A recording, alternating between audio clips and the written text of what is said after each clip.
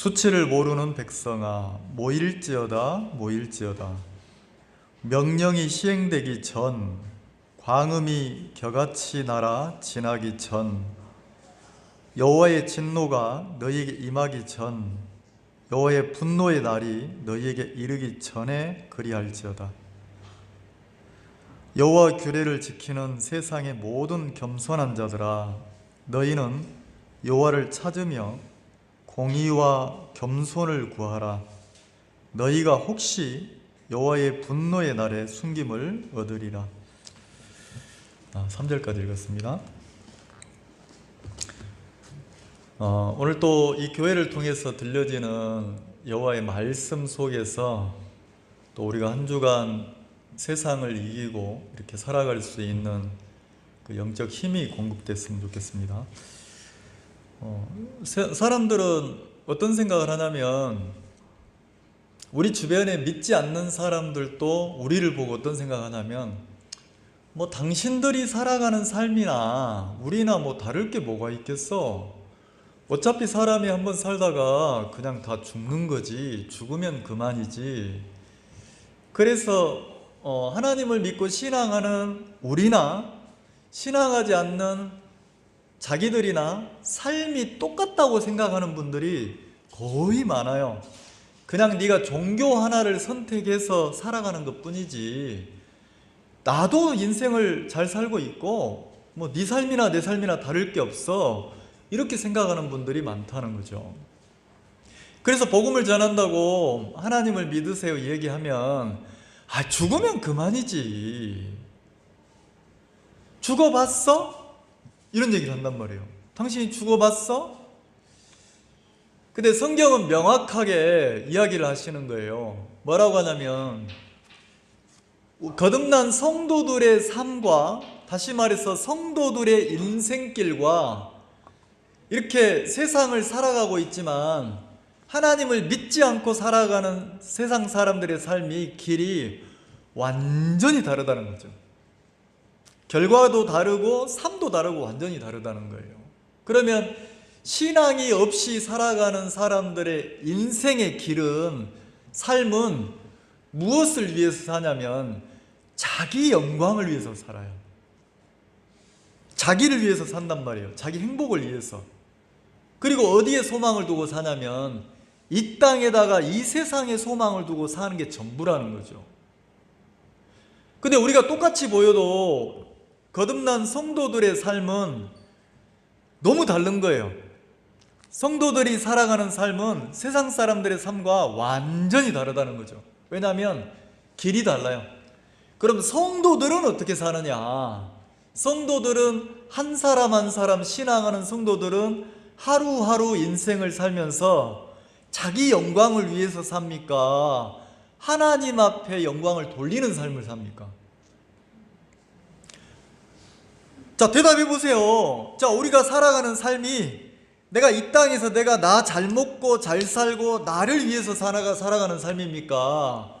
우리가 거듭나서 하나님의 자녀가 된 이후로는 삶의 방향이, 길이 달라져요. 그래서 유대인들이 애굽에서 종살이 하다가, 유대인들이 430년 동안 애굽에서 종살이 하다가 그들이 모세를 통해서 애굽에서 출애굽하고 나서, 자, 뭐가 바뀝니까? 유월절 이후에 애굽에서 나온 이후부터 유대인들의 달력이 바뀌는 거예요. 달력이.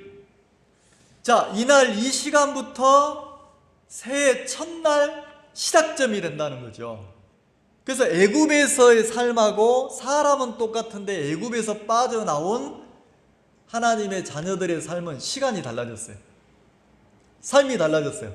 이제 이들은 애굽 왕의 종이 아니고, 애굽의 노예가 아니고, 애굽의 왕을 위해서 종살이 하는 게 아니고, 이제는 하나님의 왕이시고 하나님의 자녀고 하나님의 세계 속에 들어왔다는 거죠. 그래서 유대인들은 달력이 이제 어떻게 바뀌었습니까? 애굽에서 살던 세상의 시간의 관념 속에 살다가 그들이 애굽을 빠져나오면서부터 어떻게 합니까? 그들의 삶이, 그들의 시간이 이제 시작점이 하나님 인도를 받는 삶이 시작되는 거예요. 그러면 거듭난 성도들은 우리가 애굽 생활을 하듯이 우리가 죄의 종노릇하고 우리가 사단에게 속하고 세상에 속해 살다가 우리가 은혜를 입어서 구원을 받았잖아요. 우리가 은혜를 입어서 죄인에서 의인되고 하나님의 자녀가 되면 이제 거듭난 성도들의 삶의 인생의 시작점이 달라지는 거예요.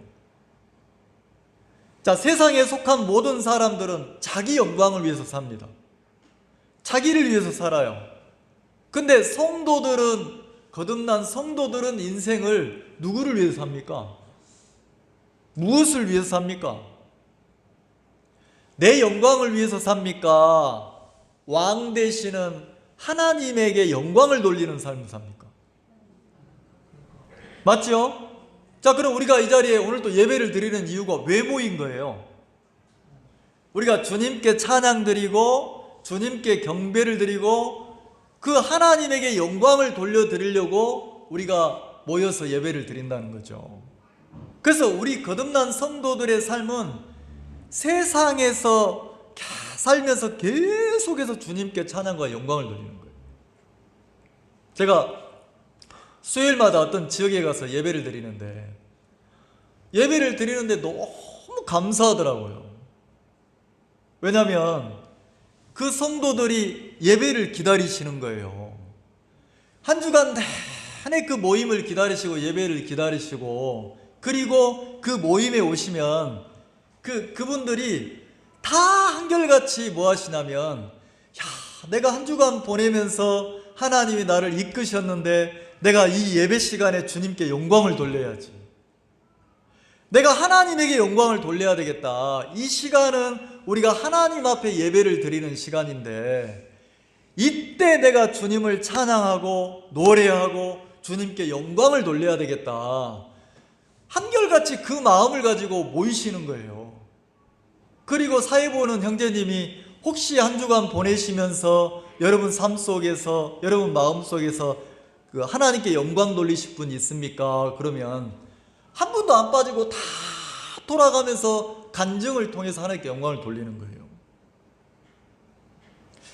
이렇게 가족들하고 보내면서 이런 일이 있었는데 하나님이 내 마음속에 이렇게 은혜를 입히시더라.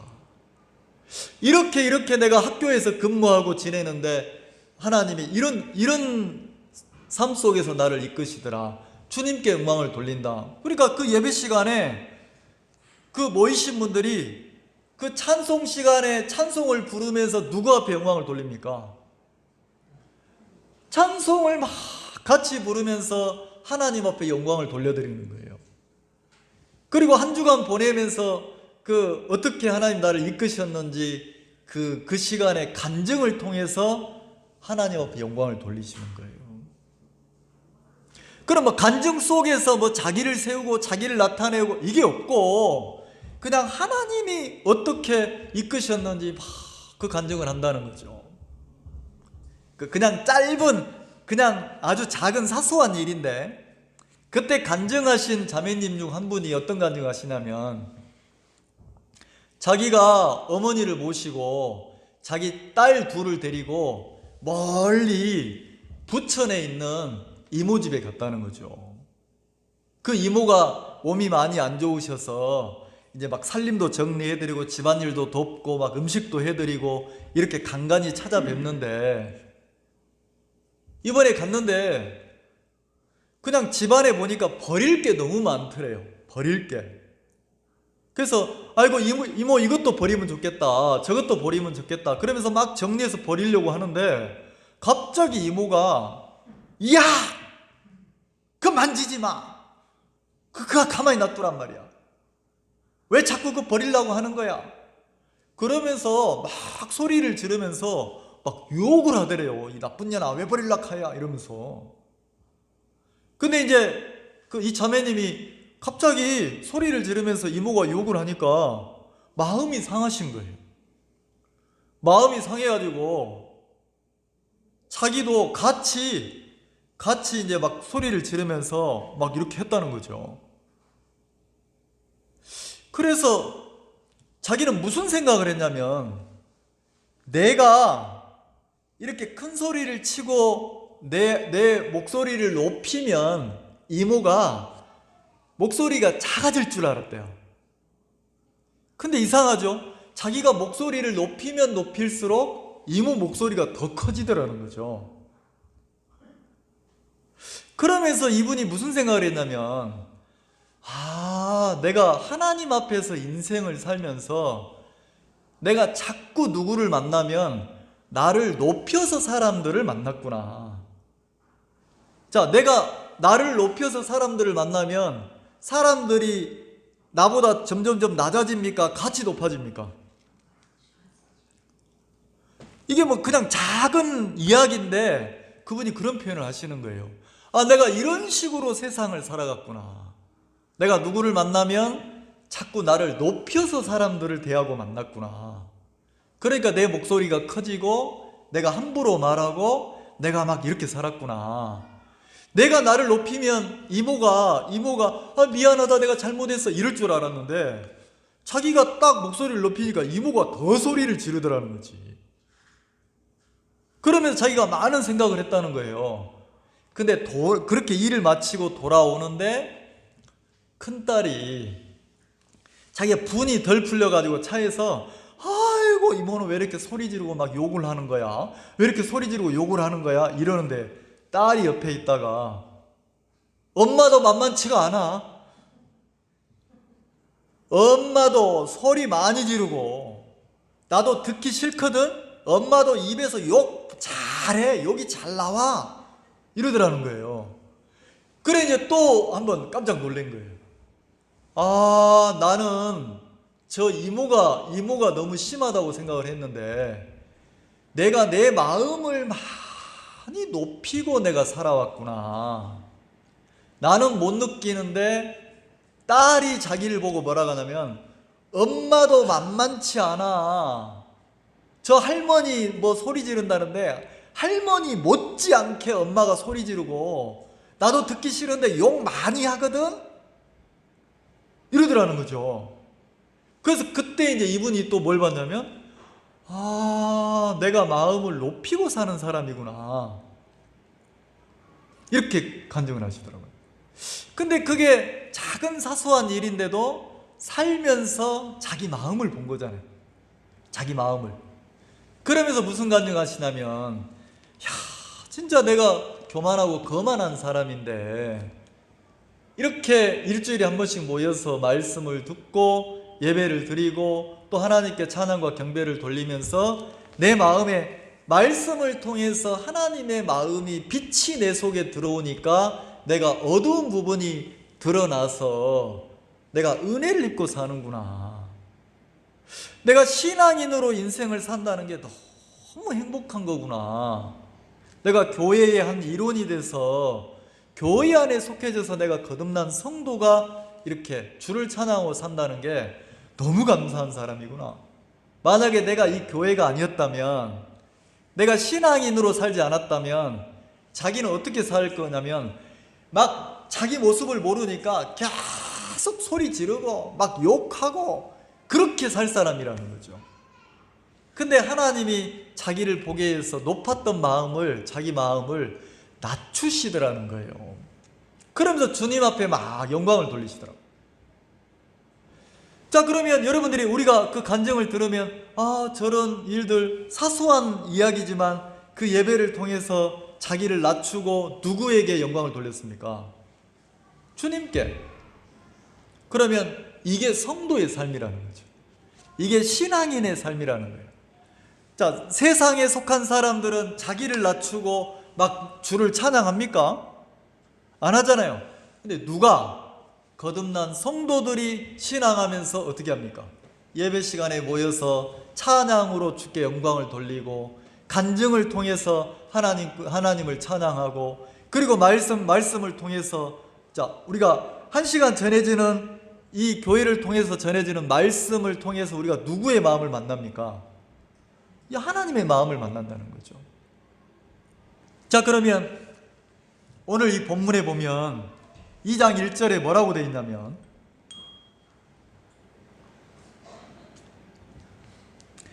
수치를 모르는 백성아 모일지어다. 자, 백성을 자, 스바냐 선지자가 자, 백성들아 모일지어다, 백성들아 모일지어다 이렇게 반복해서 얘기했어요. 하나님의 백성이라는 거죠.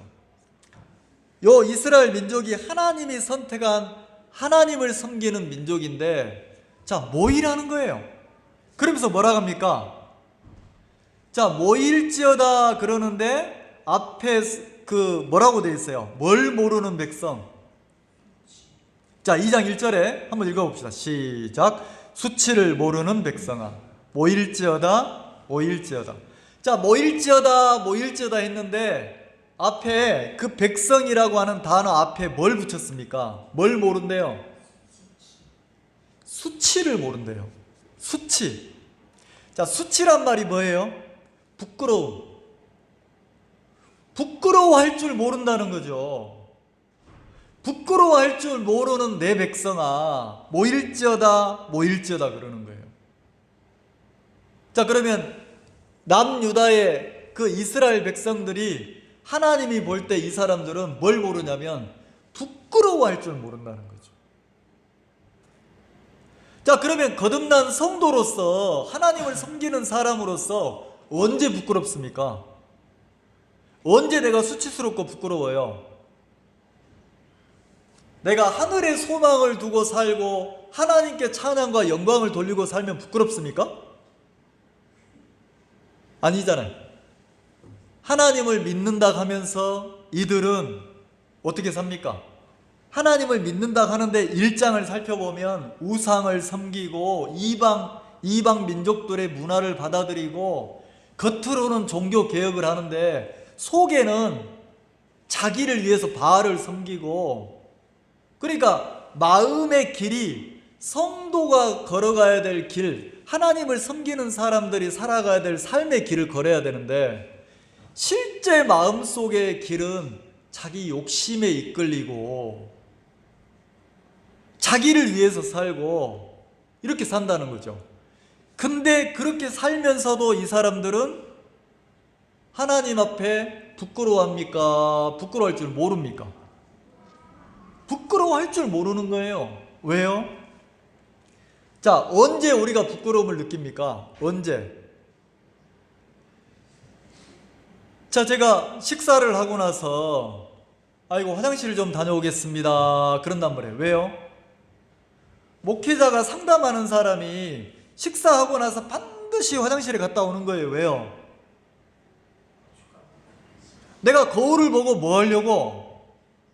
나는 못 느끼는데 식사를 할 때 내가 잘못해서 내 이빨에 무슨 이물질이 꼈거나 고춧가루가 꼈으면 이걸 고추가 낀 상태에서 상담을 하면 상담을 받는 분이 상담에 집중하겠습니까? 내 이빨에 고춧가루에 집중하겠습니까? 그러니까 뭐 하냐면 자꾸 가서 나를 비춰보려고 거울에 나를 비춰본다는 거죠. 근데 거울을 보면 내 상태가 보이는데 거울을 보기 전에는 내가 어떤 모습인지 모르잖아요. 이렇게 막 신경 쓰고 사는데도 어쩔 때는 그 상담 마치고 보면 내가 실수할 때가 있단 말이에요. 실수할 때가. 그러니까 수치를 모른다는 거는 왜 수치를 모릅니까? 자기를 비추는 거울이 없는 거예요. 자, 그러면 나를 비춰주는 거울이, 신앙인들에게 나를 비춰주는 거울이 뭡니까? 하나님을 섬기고 사는 하나님의 백성들에게 자기를 비춰주는 거울이 누굽니까? 하나님이잖아요.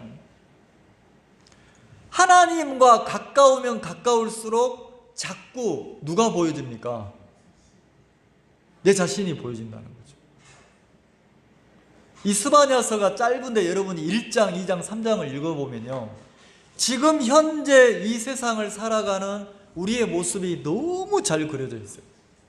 그리고 이 스바냐서의 가장 큰 문제점이 뭐냐면 이 스바냐가 지적하고 훈계하고 이렇게 할 때, 하나님의 마음을 전할 때 누구를 많이 하냐면 왕족, 귀족, 선지자, 제사장, 자, 그러면 왕족, 귀족, 선지자, 제사장이니까 이 사람들은 백성들의 리더잖아요. 리더. 백성들을 이끄는 사람들이잖아요. 지도자잖아요. 이 지도자들이 가장 타락해서 부끄러움을 모르고 이렇게 살아가기 때문에 백성들이 어두워졌다고 이 스바냐 선지자는 지적하고 있는 거예요. 자, 그러면서 수치를 모르는, 자, 지금은 2장에서는 백성들에게 얘기해요. 3장에서는, 자, 3장 1절을 봅시다. 3장에 보면 3장에서는 방백들, 재판장, 선지자, 제사장, 자, 이런 사람들을 지적한단 말이에요.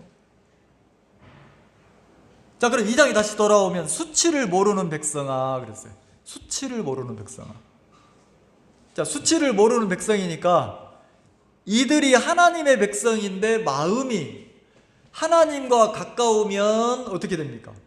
자기 수치가 재해지죠. 근데 수치를 모르고 계속 어두운 삶을 사니까 이들의 마음은 하나님과 가깝습니까? 하나님과 멀리하고 삽니까? 하나님과 멀리하고 사는 사람이라는 거죠. 그래서 1장에 보면 1장 14절에 여호와의 큰 날이 가깝도다. 자, 스바냐 선지자가 이스라엘 백성들을 향해서 뭐라 합니까? 야, 너희들 이제 돌이켜라. 너희들 이제 모여서 회개해라. 하나님 앞으로 돌아와라. 자, 그러면서 뭐라 하냐? 왜 돌아오라 합니까? 여호와의 큰 날이 뭐하다고요? 가까웠다는 거죠. 코앞에 왔다는 거죠. 무슨 날이? 여호와의 큰 날이니까 여호와의 큰 날은 하나님의 심판을 가리킨단 말이에요. 하나님의 심판. 그러면 하나님을 섬기는 하나님의 백성들이 언제 부끄러움을 모르고 막 살아갑니까? 여호와의 심판을 멀리 두고 사니까. 근데 우리가 하나님의 심판을 가까이 두고 살면 자꾸 내 삶이 어떻게 돼요? 내 삶이 하나님 앞에 정돈이 된다는 거죠. 그래서 그 이스라엘 백성들은 마치 어떻게 사냐면, 자 보세요. 12절. 그때 내가 등불로 예루살렘에 두루 찾아. 자, 하나님이 심판하려고 두루두루 찾아다니는데 백성들의 마음이 무릇 찢기같이 가라앉아서 심중에 이르기를. 자, 이때 하나님을 섬기던 사람들의 마음속을 보니까 뭐라고 그래요? 여호와께서는, 자 1장 12절에 여호와께서는 복도 내리지 아니하시며, 자, 하나님이 뭘 내리지 않는다고요? 아이고, 뭐 하나님 섬기고 신앙하고 살아도 뭐 복 받는 것도 없네, 잘 되는 것도 없네, 하나님 뭐 복 주시는 것도 없네. 자, 하나님이 복을 내리지 않으니까 그 사람은 어디로 갑니까? 하나님 복도 안 주신다는 마음이 있으니까 어디로 가요? 세상 쪽으로 흘러간다는 거죠. 자, 그 다음에 뭐라 하겠습니까? 화도 내리지 아니하시리라. 자, 복도 안 주시고 내가 믿음으로 살지 않아도 하나님이 나를 벌하지도 않는다. 자, 복도 주지 않고 화도 내리지 않으니까 그 신은 살아있는 신입니까? 무능력한 죽어있는 신입니까? 자, 이스라엘 백성들 마음속에 하나님은 복도 내리지 않고 화도 내리지 아니하신다, 이렇게 생각하는 거예요. 그러니까 마음에서 그들이 하나님과 가까이 삽니까? 마음에 하나님이 죽어 있습니까? 자, 그럼 하나님이 죽은 겁니까? 자기 마음에서 하나님을 떠난 겁니까? 이 말 이해가시죠? 자, 그런 이스라엘 백성들을 향해서 스바냐 선지자가 뭐라 합니까? 여호와의 큰 날이 뭐하다고요? 야, 하나님의 심판날이 가까이 왔어. 코앞에 왔어. 무슨 심판날이요? 여호와의 심판날이. 그러면서 14절부터 계속 나오는 단어가, 반복돼서 나오는 단어가 날이에요. 날. 여호와의 큰 날이 가깝도다. 가깝고 심히 빠르도다. 가깝고 심히 빨리 온다는 거죠. 여호와의 날의 소리로 용사가 거기서 심히 애곡하는도다. 스바냐의 눈에는 보이는 거예요. 하나님을 멀리하고 사는 남유다 사람들에게 심판이 임하는 모습이 보이는 거예요. 15절, 그날은 무슨 날입니까? 하나님으로 말미암아, 여호와로 말미암아 온 심판 날이에요. 하나님에게서 온 재앙의 날이라는 거죠. 그날은 분노의 날이요.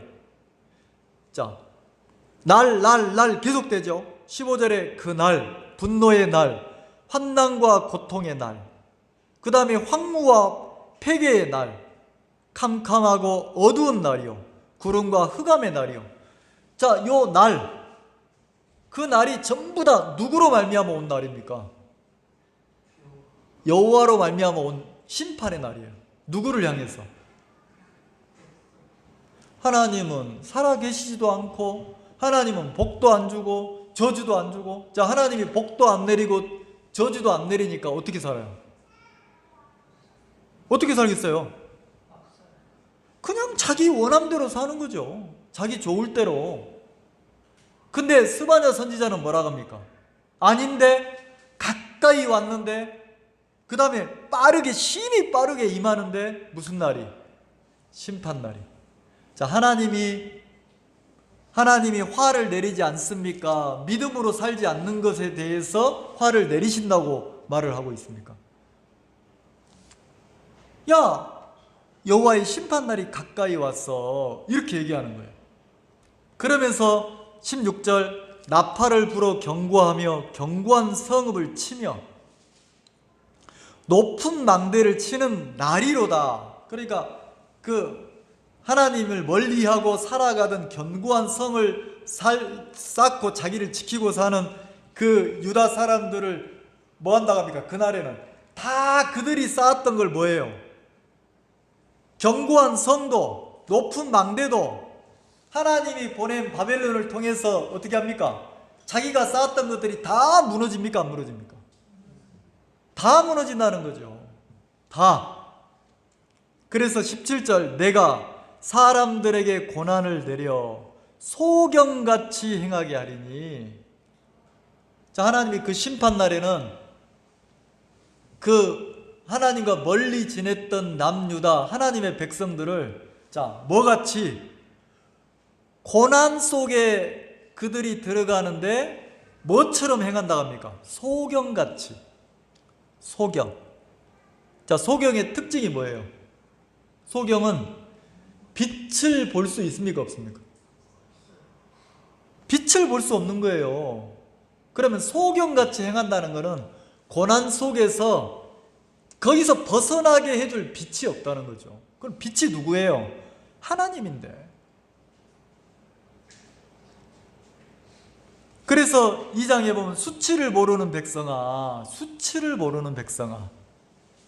뭐라고 외칩니까? 스바냐 선지자가? 스바냐의 이름의 뜻이 여호와께서 숨겼다는 뜻이에요. 여호와께서 보호하셨다는 뜻이에요. 근데 그 선지자가 외치는 거예요. 수치를 모르는 백성아, 뭐하라고요? 모일지어다, 모일지어다. 그러면 이 스바냐 선지자를 통해서 하나님이 말씀하시는데, 제발 좀 돌이켜라, 제발 좀 돌이켜라. 너희들 그렇게 살아가는 삶의 결과가 너희들 하나님의 심판이고 하나님의 저주야. 돌이켜라, 돌이켜라. 그러신다는 거죠. 그러면서 뭐라 합니까? 2장 2절에 명령이 시행되기 전. 1장에서는 날 그러는데 2장 2절에 보니까 전이라는 전. 뭐가 전? 명령이 시행되기 전. 그러니까 하나님이 심판 날이 임하기 전에 뭐 하라고요? 돌이켜라. 그리고 광음이 겨같이 날아 지나가기 전. 광음, 그래서 큰 소리, 큰 빛이 우르렁 빵빵 하면 순식간에 지나가듯이 여호와의 심판이 그 한순간에 너희들에게 임하는데, 심판이 임하기 전에, 여호와의 진노가 너에게 임하기 전에 여호와의 분노의 날이 너에게 이르기 전에 뭐 하라고요? 돌아와서 모이라는 거지. 돌아와서 모이라는 거예요. 자, 그 말은 몸만 모이라는 겁니까? 마음을 하나님 앞에 돌이켜서 회개하란 말입니까? 회개하라는 거예요. 너무 멀리 갔다는 거지. 하나님 아닌 쪽으로 너무 많이 흘러갔으니까 제발 그 심판이 임하기 전에 너희들 마음을 돌이키고 회개해라. 그러면 돌이키고 회개하면 이제 마음이 멀리 뒀던 하나님을 가까이 하면 하나님이 복도 내리지 않고 저주도 내리지 않는 분이 아니고 하나님은 생사화복을 주장하시는 하나님이라는 거지. 자, 그러면서 뭐라 합니까? 그들의 마음이 돌아오면 이제 삶을 살 때 어떻게 살겠어요? 이 세상에 소망을 두고 사는 게 아니고 이들이 누구 앞에 하루를 살아도 누구 앞에 영광을 돌리는 삶을 삽니까? 다시 오실 주님을 기다리면서 하나님께 영광을 돌리는 삶을 산다는 거죠. 자, 그러면서 뭐라 합니까? 3절에 여호와의 규례를 지키는 세상의 모든 겸손한 자들아. 자, 그러면서 유다 사람뿐만 아니라 세상에 하나님 앞에 마음을 두고 사는 사람들을 뭐라고 합니까? 스바냐 선지자가 너희는 여호와를 뭐하며? 자, 2장 3절에 여호와의 규례를 지키는 세상의 모든 겸손한 자들아. 여호와의 규례를 지키는 모든 겸손한 자들이니까 누구를 섬기고 사는 사람들입니까? 네, 하나님 앞에 신앙하는 신앙인들이라는 거죠. 근데 그들에게 뭐라고 그래요? 너희는 여호와를 뭐 하라고요? 찾으며.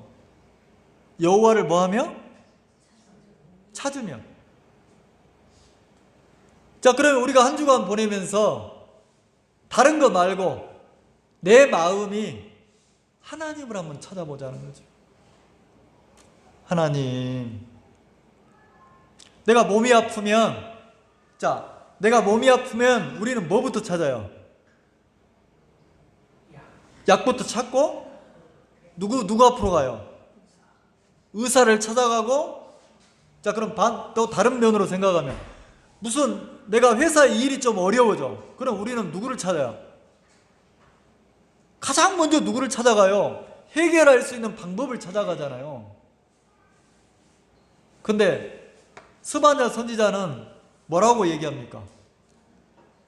여호와의 규례를 지키며 세상의 모든 겸손한 자들아, 너희는 누구를 찾으라고요? 병원을 가지 말라는 말이 아니에요. 근데 먼저 거듭난 성도라면, 하나님을 섬기는 사람이라면 내가 아플 때, 내가 어려울 때, 내가 힘들 때, 내게 고난이 있을 때 먼저 누구를 찾아가야 됩니까? 하나님. 하나님을 찾아간다는 거죠. 그리고 그 하나님 앞에 뭘 구해요? 은혜를 구하고 긍휼을 구하라는 거지. 이게 진짜 이게 무슨 목사님이 저렇게 목이 막 아프도록 설교해야 될 내용입니까? 자, 하나님을 섬기는 사람이라면 이건 진짜 기본 중에 기본이잖아요. 근데 이 스바냐 선지자는 어떻게 합니까? 막 외치면서 뭐라고 합니까? 외치면서 뭐라고 그래요? 너희들은 뭐라고 그래요? 여호와를 뭐하며? 찾으며 공의와 겸손을 구하라. 왜? 이들이 하나님 앞에 돌아오지 않으면 심판의 대상이 됩니까? 그러면 백성들의 마음이 회개해서 돌이켜 올 때 어떤, 자, 겸손을 구하라. 너희가 혹시 여호와의 분노의 날에 그렇게 마음이 하나님 앞에 돌아오면 혹시 하나님이 그 심판 날에, 그 분노의 날에 뭐 한다고 합니까? 분노의 날에 너희를 뭐 하리라? 너희는 숨김을 얻으리라. 그러니까 심판에서 뭐 한다는 겁니까? 하나님이 지켜주신다는 거지. 하나님 지켜주신다는 거예요. 그러면 자, 우리가 하나님 앞에서 우리가 내가 여호와를 찾고 여호와를 구하는 그 마음으로 갈 때 하나님이 우리에게 반드시 은혜를 펴주신다는 거예요. 마태복음 한번 봅시다. 마태복음 7장을 한번 봅시다.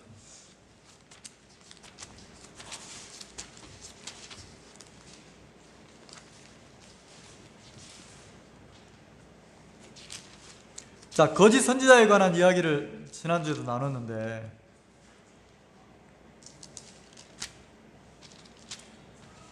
자, 7장 15절에 거짓 선지자들을 삼가라. 양의 옷을 입고 너희에게 나오나 속에는 노략질하는 일이라. 자, 거짓 선지자에게 가르침을 받으면, 자, 무슨 선지자요? 거짓 선지자.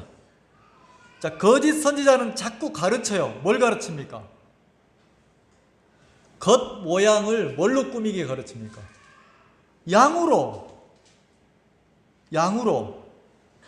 자, 그러면 내가 신앙하면서 내가 착하고 선하고 바르고 깨끗하고 그래야 은혜 입는다고? 그렇지 않다는 거죠. 거짓이에요. 거짓 선지자는 그 속에 생명을 죽이는 게 있어요. 그 거짓 선지자들은 자, 뭐라고 가르칩니까? 16절 그의 열매로 그들을 알지니. 자, 나무가 무슨 나무인지를 어떻게 구별할 수 있다고요? 열매로. 그래서 뭐라고 해요? 가시나무에서 포도를. 자, 가시나무에서 포도를 맺을 수가 있어요, 없어요? 없다는 거지. 그러면 포도나무에서 포도가 열리지. 그러면서 엉겅퀴에서 무화과를 따겠느냐 그랬어요. 그럼 포도나 무화과는 뭘 상징하냐면 하나님 편에 있는 하나님의 백성을 상징하고 하나님 편에 있는 아름다운 열매를 상징한단 말이에요. 그럼 가시와 엉겅퀴는 뭘 상징합니까? 가시나무나 엉겅퀴는 뭘 상징해요? 하나님 앞에 뭘 받았어요? 땅이 저주를 받으면서 가시와 엉겅퀴를 냈다는 거지.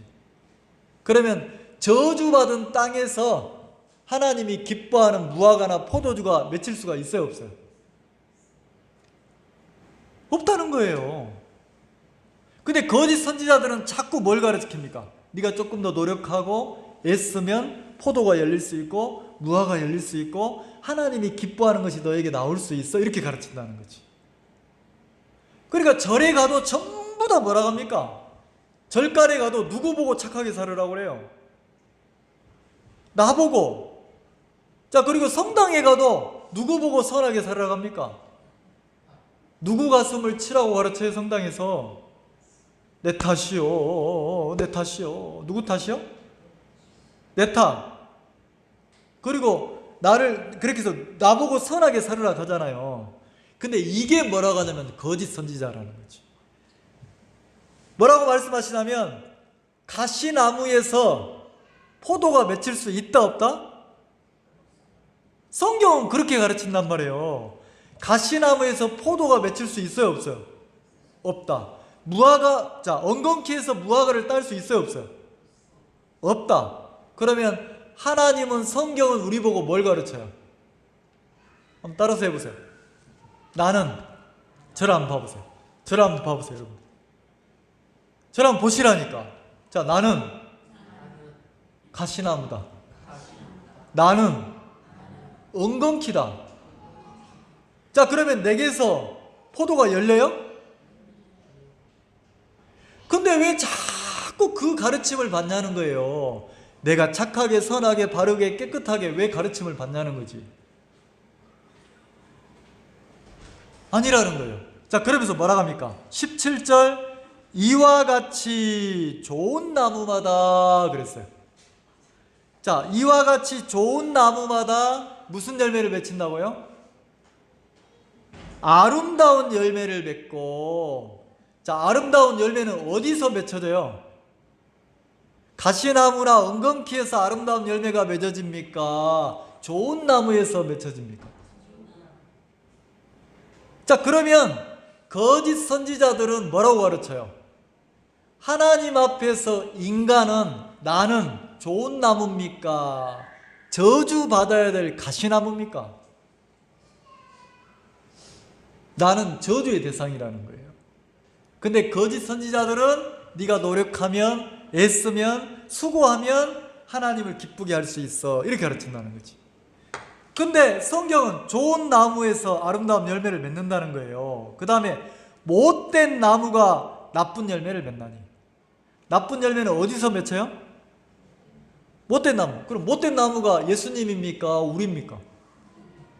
그럼 좋은 나무는 누구예요? 자, 성경은 좋은 나무가 인간이라겠습니까? 예수님이라겠습니까? 자, 우리는 행악의 종자야. 행악의 종자. 종자, 씨 자체가 무슨 종자라고요? 악의 종자라는 거예요. 그래서 우리 속에서 죄를 가르치지 않아도 어떻게 합니까? 죄를 가르치지 않아도 어린 애기들이 모여 있으면 애들이 머리 막 잡아당기고 꼬집고 싸우고 해야 안 해요. 여러분들 학원 다녔습니까? 무슨 특별히 막 과외를 받았어요? 죄 짓는 학원, 죄를 배우는 학원 다녔어요? 아니잖아요. 한 번도 죄 지으라고 가르침을 받은 적이 없는데 우리가 살면서 내 속에서 뭐가 나옵니까? 죄가 나와요, 안 나와요? 그러니까 우리는 절대로 좋은 나무가 될 수 없다니까. 우리는 못된 나무예요.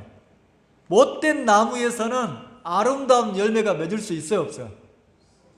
없어요. 그럼 못된 나무에서는 무슨 열매만 맺힙니까? 나쁜 열매. 그래서 뭐라 합니까? 자, 18절.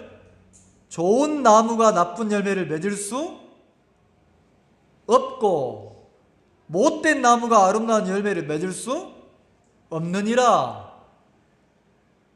자, 못된 나무가 아름다운 열매를 맺을 수 있다, 없다? 근데 거짓 선지자들은 뭐라고 가르쳐요? 우리가 이미 못된 나무인데 아름다운 열매 맺을 수 있는 것처럼 가르치잖아요. 아니라는 거지. 여러분, 하나님을 믿는 건 쉬워요. 어렵지 않아요. 자, 내가 나를 못 믿으면 자연스럽게 하나님이 믿어집니까? 안 믿어집니까? 하나님이 안 믿어진다는 것은 내가 누구를 믿고 있다는 겁니까? 나를 신뢰하고 믿고 있다는 거예요. 내가 좋은 나무라고 생각하니까, 내가 선하고 바르고 옳다고 생각하니까 나에게 이끌리고 있다는 거죠. 근데 성경을 통해서 정확하게 나를 알면 성경은 뭐라고 가르칩니까? 야, 너는 좋은 나무가 아니고 너는 나쁜 나무야. 너는 못된 나무야. 그러면 못된 나무인 나는, 보세요. 자, 19절 같이 읽읍시다. 7장 19절 시작. 아름다운 열매를 맺지 아니하는 나무마다 찍혀 불에. 자, 아름다운 열매를 맺지 아니하는 나무가 무슨 나무예요? 못된 나무. 자, 이 못된 나무는 버젓이 서서 열매를 맺고 있어야 됩니까? 하나님이 그 나무는 찍혀서 불에 던져야 된다고 합니까? 자, 불에 던진다는 건 심판이에요. 그래야 그 나무는 찍혀서 심판을 당해야 될 대상이라는 거지. 그러면 그 나무 스스로 자기를 찍어서 심판의 불에 던져집니까? 누군가가 찍어서 불에 던집니까? 심판하시는 하나님이 못된 나무를 찍어서 불에 뭐 한다고요? 던진다는 거죠. 자, 그러면 하나님은 우리에게 기대를 둔 게 있어요, 없어요? 없어요. 우리는 심판의 대상이에요.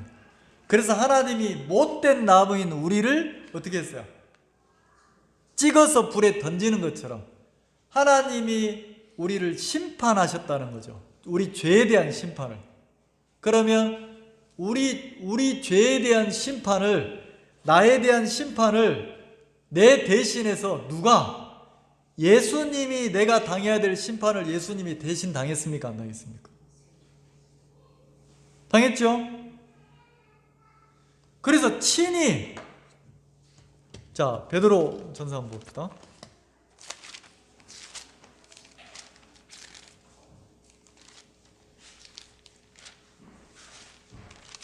자, 베드로전서 2장 24절, 신약 380페이지입니다.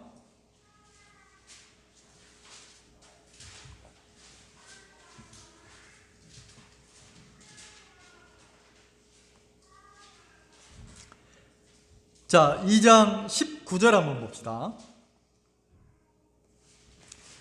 애매히 고난을 받아도 하나님을 생각함으로 슬픔을 참으면 이런 아름다우나.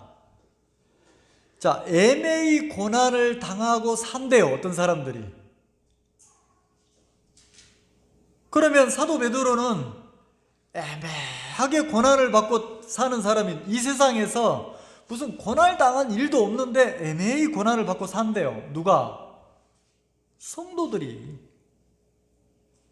자, 우리가 하나님을 믿는 믿음으로 살아가면 세상이 우리를 자꾸 핍박하고 우리를 무시하고 업신여기고 왕따시키고 그래 합니까? 안 합니까? 자, 내가 죄악으로 달려갈 때는 세상이 나를 왕따 안 시켜요. 근데 내가 신앙인으로 삶을 살아가려면 세상 사람들과 다른 삶을 살려고 하면 자꾸 핍박이 온다는 거죠.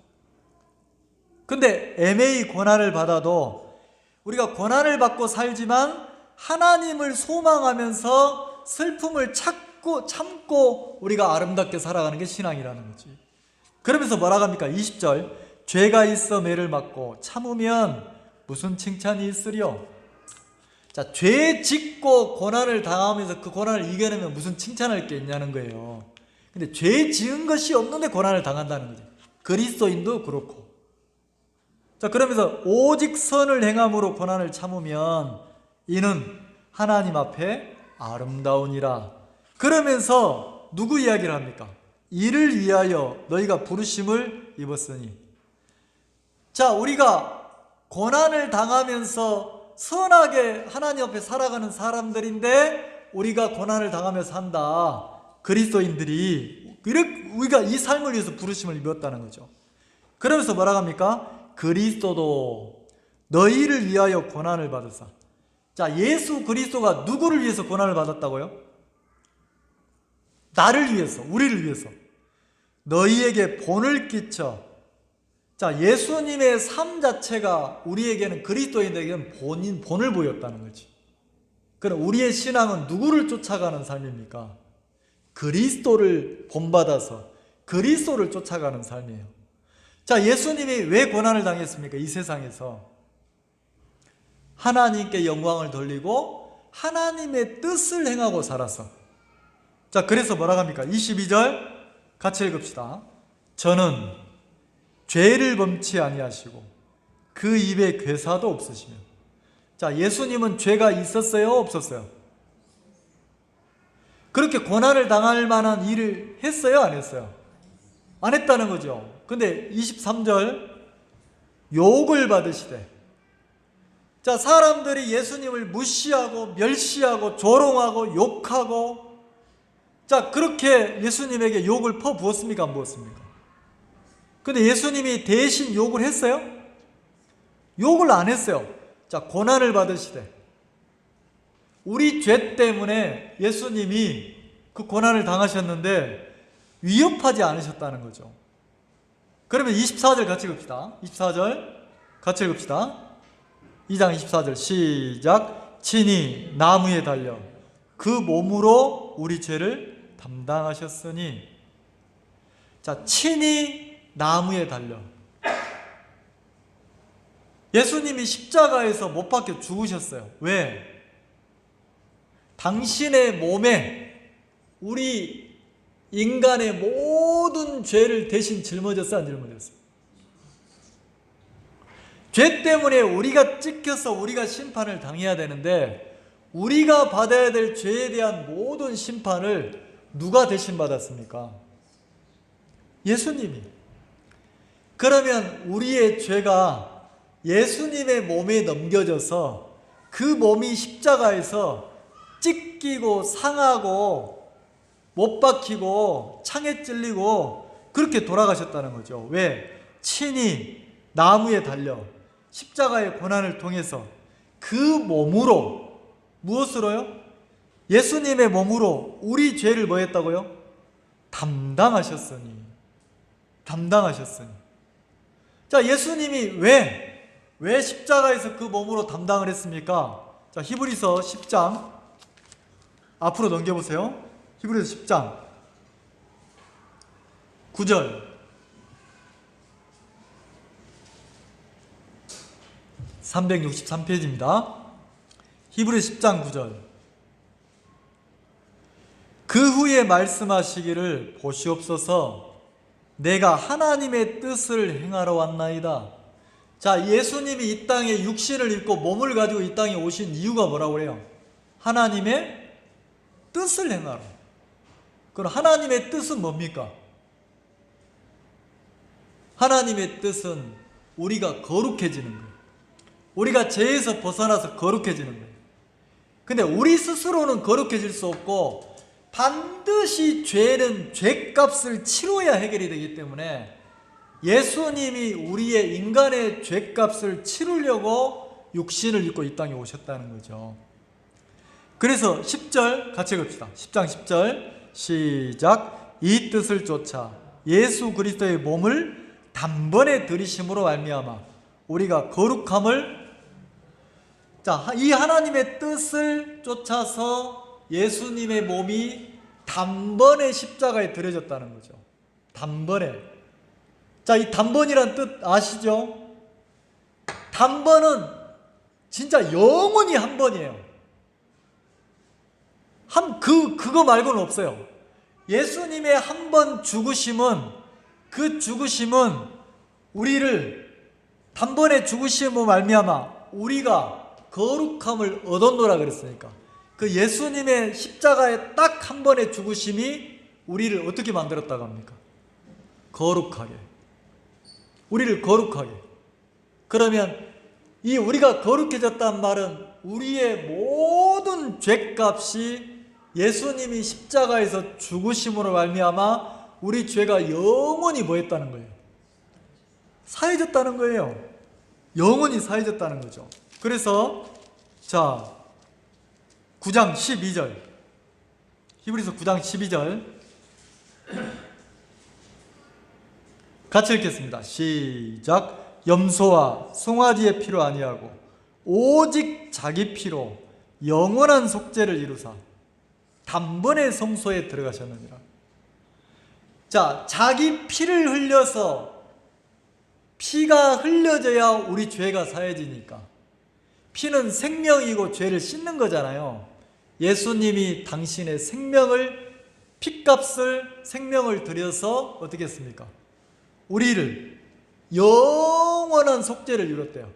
영원한 속죄는 영원히 죄가 속해졌다는 거죠. 죄가 사해졌다는 거예요. 그럼 예수님의 십자가의 죽으심은 그 몸이 들여 피를 흘리고 죽으심으로 우리 죄가 영원히 사해졌어요, 안 사해졌어요? 영원히 사해졌다는 거죠. 그래서 10장 14절. 자, 10장 14절. 저가 한 제물로 거룩하게 된 자들을 영원히 온전케 하셨느니라. 예수님이 우리 죄를 사하는 제물이 되셔서 십자가에 죽으심으로 자, 우리가 거룩하게 됐죠. 그리고 영원히 온전해졌어요, 안 온전해졌어요? 온전해졌죠? 자, 17절 같이 한번 해봅시다. 시작. 또 저희 죄와 저희 불법을 내가 다시는 기억치. 자, 그날 이후로는 하나님이 우리와 언약을 세우시는데 예수님이 피 흘려서 우리 모든 죄값을 치르시고 난 이후로는 하나님이 우리 죄와 불법을 다시는 기억한다고 합니까? 기억지 않는다고 합니까? 예수님은 우리 죄값을 영원히 사해놨는데, 영원한 속죄를 이루어놨는데 하나님이 심판하시면서 우리를 보고 죄 있다고 하면 그거는 누가 우리 죄를 잘못 씻었다고 말하는 게 됩니까? 예수님이. 근데 예수님은 영원한 속죄를 이루시고 우리를 거룩하게 온전하게 해놓으셨어요. 그러니까 하나님이 재판관 되시는 하나님은 우리를 판단하실 때 우리 죄와 불법을 다시는 하나님이 기억을 해야 안 해요? 안 하신다는 거죠. 그거는 예수님이 영원히 우리를 온전케 했다는 거라요. 영원히 온전케 했다는 거. 이해가시죠? 그래서 하나님이 우리를 영원히 온전케 하셨다. 기도하겠습니다.